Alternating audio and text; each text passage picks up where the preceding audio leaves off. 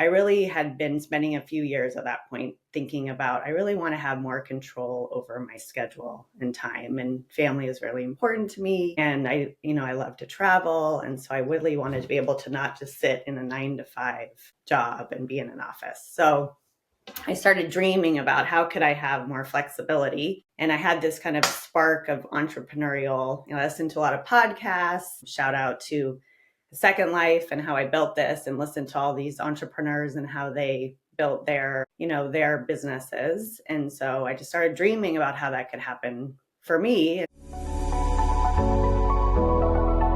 Welcome to A Founder's Life. I'm your host, Leo Gestetner. On this show, we dive into the real stories behind the highs and lows of entrepreneurship and how we pursue a more balanced and meaningful life along the way. This podcast is sponsored by Thanks, helping founders like us scale with reliable remote talent. Email founders@thanks.com. That's THANKZ.com with the subject line, A Founder's Life, and you'll get $1,000 off your first month. Now, I'm excited to be joined today by Liz Andarcia. Liz, thank you for joining. Can you please introduce yourself? Thank you for having me, Leo. I'm Liz Andarcia. I'm the co-founder of Rise Collective Consultants. We are a boutique retail consultancy, and I'm based here in Sacramento, in Northern California. Well, it'll be a nice steamy 102 degrees today. I am a mother of 2 boys, 9 and 19 years old, who keep me very busy. And before founding Rise Collective, I spent 20 years in corporate retail, mostly at the Williams-Sonoma brands in sourcing and product development. And I'm very excited to be here today. Well, thank you. Why don't we start off by, if you talk about a little about how that journey was in your previous life, and then talk a little more about what you're doing and how you're helping your customers today. Sure. Well, I started at Williams-Sonoma right out of college, which, not a lot of people go right from university into their 20-year career. So that's not the normal, I think, path, especially nowadays. But I fell into something that I loved. I loved doing sourcing, which I loved international business just right off the bat. I loved traveling. And for me, it was just a wonderful career. And so I went into that, and I spent 20 years kind of across every single brand within the portfolio of Williams-Sonoma. So the Pottery Barn brands, West Elm, Williams-Sonoma, all of them, and really building products. And so I spent many years doing that. And then during COVID, when we got a taste of what it was like to work a different way and everyone was working from home, I really had been spending a few years at that point thinking about, I really want to have more control over my schedule and time, and family is really important to me. And I love to travel. And so I really wanted to be able to not just sit in a 9 to 5 job and be in an office. So I started dreaming about how could I have more flexibility. And I had this kind of spark of entrepreneurial, I listened to a lot of podcasts, shout out to Second Life and how I built this, and listened to all these entrepreneurs and how they built their businesses. And so I just started dreaming about how that could happen for me. And so during COVID, left not really with an idea of what I was going to do, but had this idea of doing consulting, and fell kind of into it quickly because at that point, so many retail businesses were going crazy during COVID, especially in home furnishings, as you remember, because everyone's at home and buying everything for their homes. And so a lot of businesses needed help with home furnishings. And so I started helping different businesses with their, with consulting around building product. And then from there, my co-founder and I decided to start a more robust business around consulting. And we developed Rise Collective Consultants, where we now bring together a bunch of different consultants all around product development. So we do design, sourcing, product development, merchandising, go-to-market strategies. So it's really everything from a design idea, bringing it to shelf. And so everything within that area is where we focus. And so if you come to us with just an idea, we can help you bring that product all the way to fruition. And so that's really where the idea came from. And we saw also at the same time, there was just so much talent that was exiting the market because they had the same kind of idea, like during COVID too, that they felt like, oh, I want a different way of living as well. And so we just saw there was this talent leaving, and also there was also the companies that had a different way of also working and kind of came together at the same time. And that's where it started. And that was 3 years ago, exactly, actually, right now. I think you're on mute, Leo. And how many of your customers are sort of entrepreneurs on that sort of complete startup with an idea and you're helping them turn that into something real versus companies who are launching a new product or a new line? Yeah, I'd say we probably have 25% of our customers are just like brand new with an idea. And then we have, another probably 50% are mid-sized brands that you would know of. They are really, those types they have an established product that they already work on, and they might be going into a new product category that they don't do. So say they're really strong in furniture, but they want to move into textiles, for example, and they don't have a team that works in textiles, or it could be the reverse of that. Excellent. You're able to bring some real blue chip experience into that. Yeah. What we've realized is like the fractional talent works so well for these smaller brands because, they can't really afford to bring in someone with 25 years experience if you're a small brand. But you can bring in someone with 25 years experience for 5 or 10 hours a week, and then they could bring in all of this expertise at a much, lower rate. And then, you come in for a short amount of time and help out that brand, and then you can come out and go in and help another brand. Excellent. And talk to us a little bit about what family means to you. You mentioned your kids. Yeah.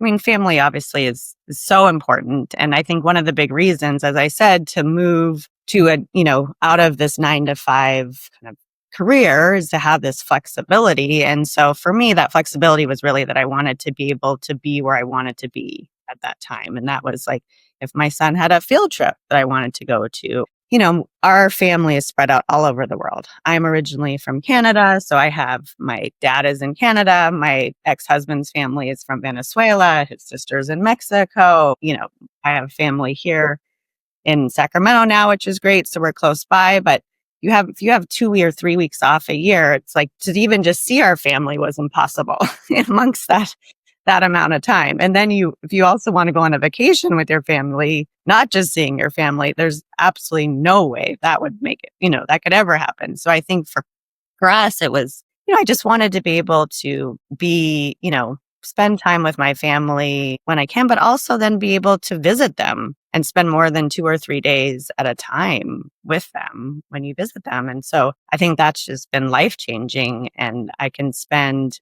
I really try when I have my son with me, that I work 10 to 4. I spend the mornings with him. I then get to work out and I work, very, hard between those hours. And I pick him up from school and then I'm with him until the time he goes to bed. And so I think I just feel very, very grateful that I can have my schedule be that way. And of course, the nights that I don't have him, then I can, either go and travel those days or work later, take meetings, because obviously I work in a very global role being in sourcing. So I work with India and, a lot of times you're taking early calls and late calls when you work in sourcing. So those are the nights and the mornings, and I take the early and the late calls. Excellent. Sounds like you find a good balance there. And how about health? What does health, whether that be physical health, mental health, sleep, nutrition, how does that look for you? Well, I'm definitely one of those health geeks. I have the Oura rings and the Apple Watch, and yeah, me too.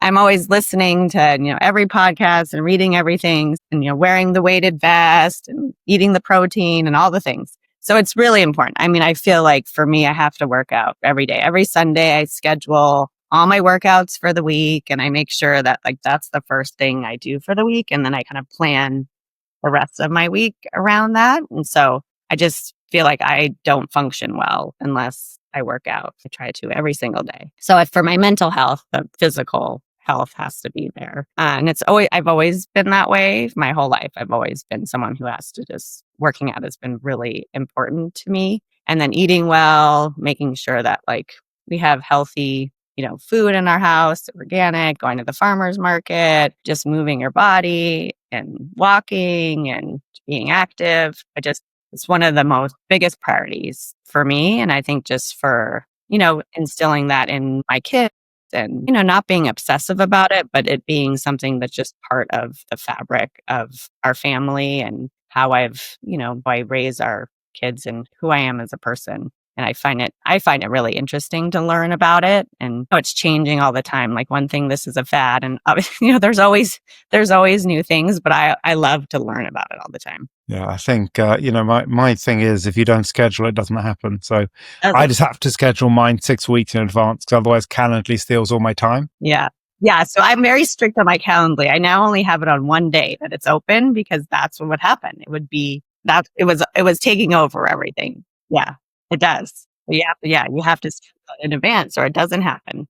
It really doesn't. And what do you like to do for fun? Well, I do like working out for fun, but I really like working out with my friends. I mean, that's the twofer, we call it. If you can work out and be with your friends at the same time, and that's usually like walks, so where you can actually talk and catch up. I love that. But I'd say my favorite thing is traveling. I'm like a travel obsessed person. I'm going to go to my 50th country this year, which I'm really excited about. I have this, I want to go to a country a decade. So it'll be my 50 by 50 and 60 by 60. So I'm trying to catch up a few so I can, as I get up to 70 and 80, it won't be so hard to hit them. And I try to drag the kids along. I'm hoping that they're going to think it is as fun as I do. I think I'm hoping, as they get older, they seem to enjoy it more and more. Sometimes not as much as I enjoy it, but even just exploring in my backyard. I love to the new restaurant openings and coffee shops and just exploring in general, I think is one of the things that I'd love to do for fun, and reading up on, new places to go. And when I'm going to travel to a new place, I'm always reading the blogs and just discovery, I think in general is really fun for me. And being active and spending time with family and friends and community is really important. Any sort of community-based, we live in a really wonderful neighborhood here, and I love to spend time with our neighbors and friends. And how would you define, it seems like your life is pretty balanced. How would you define a balanced life for you? I mean, I really think that the 10 to 4 thing is really for me is, I'm pretty strict to now that I can control my schedule is really trying to have the time to work out, spend time with my family, have the time to be with friends, have the time to go for a lunch if I want to. Flexibility to travel. I mean, usually in this summer we're not doing it, but the last 2 summers, I've spent multiple weeks in Europe, and that was my dream. The dream of this was to be able to go for 4 or 5 weeks in the summer when the kids are out of school and work, be able to work when I can work over there. And my younger son was in camp there. And it was just this is why I did this. This is amazing. I was pinching myself the whole time. I can't believe this. This is what I always as I was driving, listening to the podcast, this is what I always imagined and couldn't believe it was happening. So that to me is the balanced life, being able to do the work that I love, but also have a life that you dream of and not wait till you retire and then you have a few years to do it. Perfect. Definitely sounds like a balanced life. And here's an easy one for you. What has been a pivotal moment in your life? Well, I mean, I do think starting this business obviously has been the big pivotal shift. And it's interesting because, corporate life worked very well for me. I never, I did it for 20 years. So, I worked in the machine.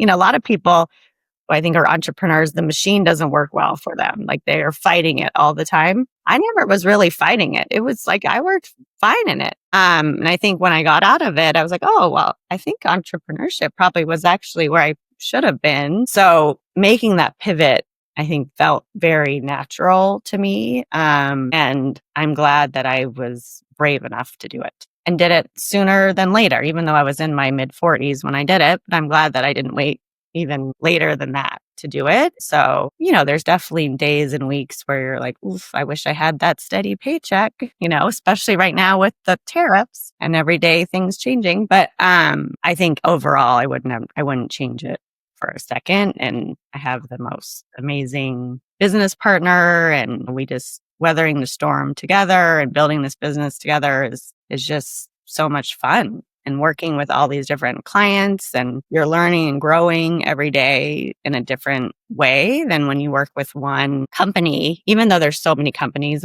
amongst the umbrella of Williams-Sonoma. So that is really nice. You're always learning because there's a million, there's so many companies. But being with a different company with every client that we have is just this exponential growth for me is really fun because I love to learn and be challenged all the time. So I think that part has been really fun. There's definitely nothing easy about the entrepreneurial journey. It's a fun journey with its ups and downs. What's one piece of advice you'd give to an aspiring entrepreneur? I think it's your network. Really you have to really like tap into that network that you've grown and then be really generous too. Like to me, it's like be generous with your time.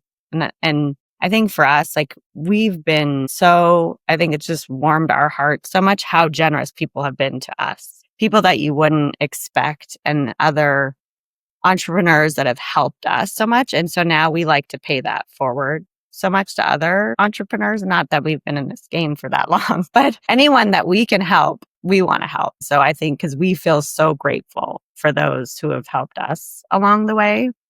And to define other networks of entrepreneurs. Like a lot of like these networks have helped us in the beginning that we joined, and to then really just get out there and make those meetings and take the time to meet with other entrepreneurs and hear their stories and what's worked for them. And I think that is the thing that's really been for us a big game changer, because sometimes it's like, oh man, to like have all those meetings in every week feels like it's all this time, but it really is so worth it. And then it's really at the same time, you need to then be generous with your time for other people. To me, I think that's so important. Great advice. And how can people find you? Well, we're on all the channels. I think LinkedIn, Rise Collective Consultants, and I'm just Liz Andarcia on there. And then on Instagram, same thing, Rise Collective Consultants or Liz Andarcia.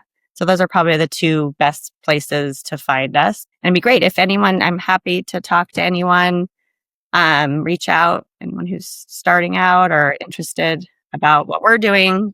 Happy to talk to anyone. Well, thank you. And thanks for listening to today's episode. If you enjoyed this conversation, don't forget to subscribe to the channel, tell your friends, and please leave a review.